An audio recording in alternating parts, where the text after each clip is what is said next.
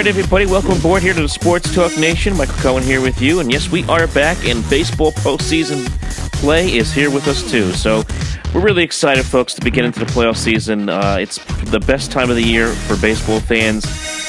You get intense action exclusively every single night, and as we make our way towards the World Series towards the end of the month. So if you are a baseball fan, this is the best, as I said, it's the best time of the year. A couple of dominoes fell in the last couple of days. We saw the Cubs lose to the Colorado Rockies in shocking fashion, 2-1 in the National League wildcard game. We'll get into the Cubs in a little bit. And we also saw the Yankees storm past the Oakland A's last night, 7-2. To join me today to talk about all this and more regarding baseball's postseason is the one and only John Pielli, host of the Pass Ball Show. John, how you doing, man? Hey, what's going on, Mike? Always a pleasure to talk to you.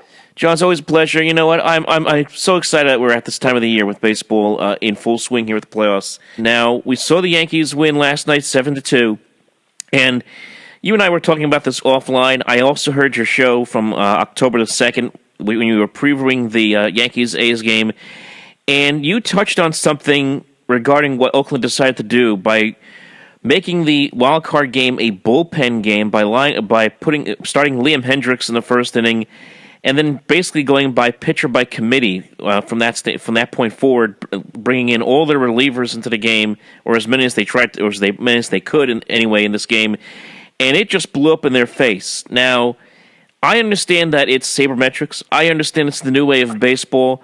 I understand the Tampa Bay Rays did this earlier in the year, and it worked out because they had.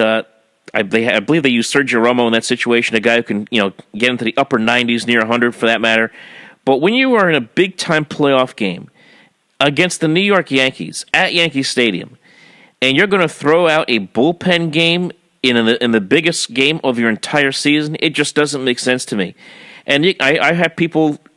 I was arguing with people even online yesterday, saying, "Oh, well, what if they started Edwin Jackson and he gave 2 runs?" Well, who cares? Because at least with Edwin Jackson or a Mike Fiers, I'm going to get some length out of my starting pitching. I thought what the A's did last night was completely asinine in so many ways, and it really blew up in Bob Melvin's face big time. I tell you, the way I look at it is it's almost like they didn't give themselves a chance. Yeah. And you look at the season that they had, the 97 wins, the great story that they were. I mean, this was a team that really unified itself. And when it came into the postseason, I looked at the Athletics in regards to the unity that they had on their team as being one of their strengths. Mm-hmm. And it's a shame that they went with what I want to call a gimmick, because there's really no background in proof that this is something that has worked or has been sustained for a certain period of time with the Athletics. The Rays, and I'll talk about the Rays for 1 second, they actually had a plan and a philosophy and a reason that they were going with the opener. They'd use somebody like a Ryan Stanek or Sergio Romo to pitch that first inning, and pitching that first inning kept that next pitcher, who was a starter type that was going to pitch the next 3 or 4, maybe 5 innings, from facing the first part of the order or potentially the meat of the order first time. Mm-hmm. So when the order flips itself around the second time, that next pitcher that was in there was facing those guys for the first time. Mm-hmm. So there was a little more thought put behind it. The Athletics were essentially just saying, hey, we got 9, 10, 11 relievers who are all throwing the ball really hard, and we're just going to run one of them out there after another. And there was just no way that I could see this working out for the Athletics going in. I don't consider myself a genius by any stretch of the imagination, but I'm screaming from days, before the game when they announced that they were going to do this. Please do something different. Please come up with a better plan, because they took what was a great season and they essentially put it up against a gimmick, and it blew up in their face, just like you said. There was no way that this was going to end up working out. No, as soon as Hendricks gives up a 2-run bomb to Aaron Judge, the entire plan goes right down the drain. I know Trevino came in there; he settled things down a little bit, but it got to a point where here's a guy you're bringing in Trevino, who is not a guy who goes multiple innings, and he's now pitching 3 innings in a game. And I sit there and I'm watching this, and I'm watching this thing play out, and I'm thinking to myself, if you had only used the starting pitcher, even if you even brought in Edwin Jackson at this point, maybe you could have saved a Trevino or a Kelly for that situation where they bring in Fernando Rodney. But no, now you got to bring in Fernando Rodney in the fifth inning in a crucial situation where you're down 2-0, and then he falls apart. And then I see Bob Melvin bringing his closer to Trehan into the game, which I was screaming about. I'm watching this. He's down 3-0. You're in the middle of the game and you're bringing your closer in. Now, I understand if it's a close game, you want to keep it close with your best guy, but I'm thinking to myself, okay, so what if the A's rally take a 4-3 lead here? Who's closing the game? Jerry Smilia? I mean, who's going to close the game for this baseball team that had just won 97 games to get to this point? It was just so badly managed by Bob Melvin. I was just aghast at what I saw. The sad thing about it is I don't even know if I want to blame Bob Melvin. I mean, this screams, Billy Beane and David Forst and all the analytics people that are in the Oakland Athletics organization basically telling the manager what to do. I mean, we see it. Brian Cashman has been very honest with, in regards to the Yankees, that he's essentially calling the shots when it comes to what pitchers are used. So, this is happening throughout baseball, and it's funny, man. I remember, and this is something that we've done for years as being baseball fans. Now when we want to scream at the manager, we have to second guess whether we're really, passing the right blame to the right person. Because in a lot of cases, this isn't the manager's fault. The manager is a clipboard holder. He is essentially a guidance counselor. He's essentially a person that's there to just, play out the orders that are set for him by the front office and the analytics staff. Yeah, you're absolutely right. I mean, you mentioned with the situation at Aaron Boone. Look, even last night, I thought Boone made a bit of a gamble bringing Betances in so early with Severino struggling in the fifth inning. It ended up working out. I didn't like Betances going 2 innings, but hey, it worked out for the Yankees at the end of the day. But still, I mean, that's just a case in point when you're rolling the dice in a situation when you're bringing in guys who you normally wouldn't see in certain situations into very awkward spots. But it's all about these numbers that these guys are playing with in their books. And I'm going to take a quote from another individual I've had on the show, Karen Van Cat, who said, take these books and throw them out the window. When you get into these playoff games, just throw it out the window and just go with logic. And it just seems that these managers are handicapped from just doing what would be normal. Yeah, and I tell you look at the way that obviously pitchers are being used. And the thing that I've said, and I brought this up a couple times last year, the fear that you have, especially when you get into these deeper series, you go into a best of 5 now. If you're fortunate enough to get through this round into the league championship series, you're playing a best of 7. If you're relying so heavily on your bullpen each one of these games, and even if it's a matter of, going to conventional starters and pulling them early, pulling them in the 4th inning, pulling them in the 5th inning, and going to your same relievers who, the books will say they are the best people that get the job done, but it's not factoring in their wear and tear. It's not factoring in that you just pitched them yesterday. It's not factoring in that if you're lucky enough to get into a best of 7 series, that you use the same pitchers 3, 4, and 5 times. And once that happens, where does the advantage go? It goes to the hitters. The hitters have the advantage because they've seen these same pitchers 3, 4, 5 times. They're more quick to jump on a mistake. They're more quick to be able to catch up to the high velocity, which, by the way, the velocity is naturally going to go down the more these guys pitch and the more that they're overworked. So I think the team that is going to have the best chance to succeed is going to be the team that decides to be the most patient in regards to running out these relievers as quick as possible and as frequently as they've been being used. Absolutely, and we're already seeing this now going into the division series. I mean, the Brewers deciding to go with Brandon Woodruff today. He's been mostly a reliever this year. Yes, I know he has 4 starts, but still, most of his season has been coming out of the bullpen.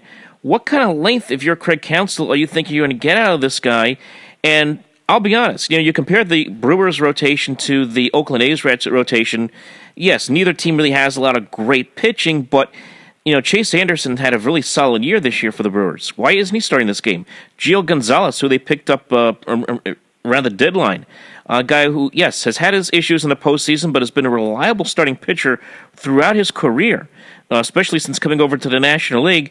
Why isn't he starting this game? This is the first game of a 5-game playoff series. To me, you want to start your best guy right away. Yeah, it's almost like a lot of these teams want to kind of flaunt their bullpens, like, look at what we got. And listen, the Milwaukee Brewers have an outstanding bullpen. They have a very deep bullpen. Hader has been unbelievable. Jeffers has had a really good year. Knable is very reliable. So they're deep in their bullpen. But it's almost like, these teams want to say, hey, look at these guys. Look at what we got. And they end up overusing them. And you can't manage a postseason, this way. And it's almost like you see a lot of teams. And I know, we can make the reference from the Oakland A's and what they decided to do. And, what Tampa Bay has done, and some teams that have done it during the regular season. But it's almost like what has worked through 162 games for a lot of these teams, it's almost like it's thrown out the window. And once it's thrown out the window, there's this, all right, let's just rely on our bullpen. And I don't see the logic, and I don't see how these people who are supposed to be so smart, supposed to be so analytically driven, they don't see all the negatives that are involved in the overwork of these pitchers who are not being used at this pace during the regular season. And it's kind of ironic in a lot of ways, because what do we talk about throughout the course of a baseball season, going all the way back to spring training and all the way throughout the course of the season until now, is we talk about innings, right? We're always concerned about pitchers' innings, how many games they're going to be coming in. We always talk about, hey, we don't want to blow out our bullpen, and we want to make sure these guys stay under 80 games during the course of the year. And this just seems like it just goes completely contrary to all that logic right now. No, it really does, and it's. And I hate to just repeat myself, but sure. For all the data that's compiled and all the different resources that they're using, from their front office to these people that they have working for them, and putting all these theorems and projections and stuff in there, there's just obvious stuff that comes to the forefront that it just says that if you continue to use the same pitchers, I don't care how good they are, they're going to deteriorate, they're going to depreciate over time. And, if you're fortunate enough to advance in the playoffs, the further on you go, the more of a compromised position these relievers are going to be put in. And you saw it in the World Series last year. What ended up working for the Houston Astros? The fact that they had two starters, in Lance McCullers and Charlie Morton, that they decided in decisive games, Game 7 of the ALCS and Game 7 of the World Series, that they were going to piggyback off of each other. The Astros weren't going crazy and using the same relievers all the time. In fact, when the Astros did, they realized that they were throwing guys out there that, that they shouldn't have been throwing out. That's right. So, the team that ended up winning the World Series wasn't ridiculously dependent on its bullpen, used the best pitchers in the best spot, and weren't afraid to get length out of, starting pitcher types in big spots. They got a complete game from Justin Verlander. They got those complete games that they got with Charlie Morton and Lance McCullers. One of them started one time, one of them started the other time. That's what ended up working. So I don't see a path of success. If I'm looking for a track record to say, hey, do this because it's worked before, I haven't seen that in the baseball postseason yet. Yeah, and let's not forget that, even if Charlie Morton had gotten into some trouble in that Game 7 of the World Series, there was talk that they were going to bring out Dallas Keuchel, who's a starter too. I mean, so they were loaded with the starting pitching going into that series. And they're loaded going into this season as well. We'll get into that in a second. But just to kind of recap here, folks, Yankees, again, taking care of the Oakland A's, Judge with the big 2-run home run. You have, of course, the huge hit by Voit with the two-run triple that was almost fan interference. He eventually scored on the sac fly by Didi Gregorius, and away go the Yankees as they win 7-2. And I think the home run that Giancarlo Stanton actually just landed somewhere on I-95, still traveling the air as of last night. But it was the typical Yankee baseball: lots of home runs, lots of power, and the Yankees find a way to get the job done. They get 4 solid innings out of Severino, and the bullpen does the rest. So now we get ready for the Yankees and the Red Sox, and let's be honest. I mean, a lot of pressure now is going to be squarely on Boston, having won 108 games this year, basically with a cakewalk in this division, which is hard to say when you think about what the Yankees and even the Rays have done this year, but that's how far off the Red Sox were in this division. Just kind of waltzed right through the division from August on out, and now all the pressure is on them in this 5-game series, which is absolutely going to be incredible to watch. All right, people, John and I are going to come back a little bit later in the next video, and we're going to continue our discussion on the 2018 postseason. We're going to make our predictions about what we think could happen in the divisional series. So if you want to see part 2 of this video, just click on the link below in the description. And of course, remember to like and subscribe right here to the Sports Talk Nation here on YouTube, and also like and subscribe and follow on Twitter at OpenMicNJ, and also Facebook.com/OpenMicProgram.